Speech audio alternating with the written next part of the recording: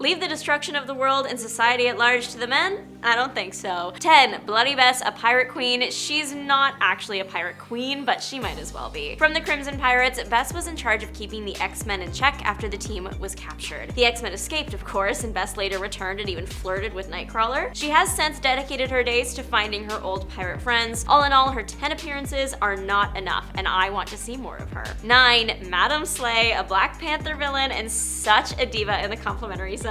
She has the ability, or simply just trained the leopards. All she does is lounge around all day with leopards, which is personally my goal. 8. Maelstrom, a Superman and Supergirl villain. She fell deeply in love with Darkseid, and I am judging her for that one. She devised a plan to win his affection by bringing him Superman's head, which I'll give it to her. If anything was gonna work to gain his affection, it would be that. However, when she couldn't get Superman's head, she tried again, only to get banished to another world in the end by Supergirl. 7. Vapora, a Daredevil villain from a one-shot that was simply a public service announcement about the dangers of gasoline fumes. She was symbolic of a greater problem and didn't actually have an agenda. She just kind of popped up wherever there was gasoline fumes. 6. Akasha, the Living Pharaoh. The Spider-Man villain is living the dream of every Egypt-obsessed kid. Akasha collided with the Living Pharaoh pieces. Physically, she was fine, but supernaturally, she was bruised. She had absorbed the Living Pharaoh, so when her family took her to a trip to the Museum of Natural History, Egypt exhibit awakened that part of her, and she gained mystical abilities, a staff, and also the desire to revert the earth to ancient Egypt's glory days. At the end of the day, Spider-Man saves her, but she does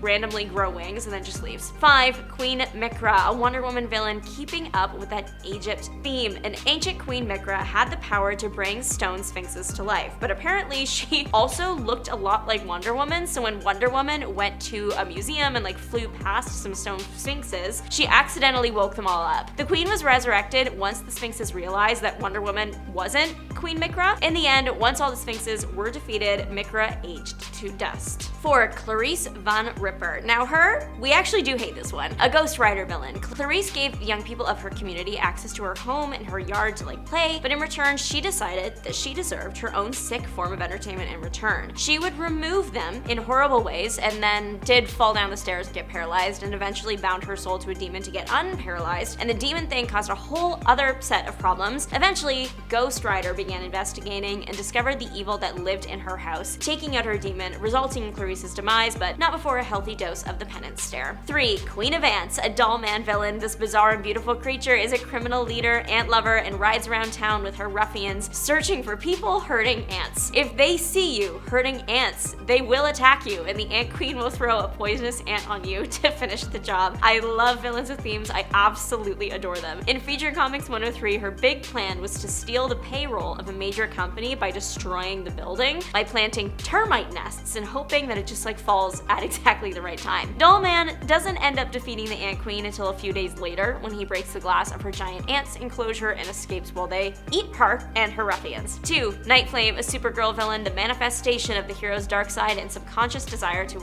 end it all. She hails from the Interverse, a pocket dimension, and used magic to rip open a portal to the physical world. And then after ripping Supergirl's soul from her body, the villain took it back to the Interverse with the intention of taking over Supergirl's body and powers. Supergirl used Nightflame's magic against her though, and sucked the villain out of existence. But number 1, Pink Lady. She's pink, she spent some time here in Toronto, and she's a Wolverine villain, or simply a girl wanting to have some fun, you decide. She isn't so much a villain to me as she's just kind of a general troublemaker. Her and Wolverine cross paths because he was tasked with capturing the pink mink. When the pink mink is exposed to oxygen, the Pink Lady appears. Pink Lady had limited hypnotic powers and unlimited teleportation abilities. But what do you think? Let us know in the comment section. Thanks so much for watching. Don't forget to like and subscribe. Bye, nerds!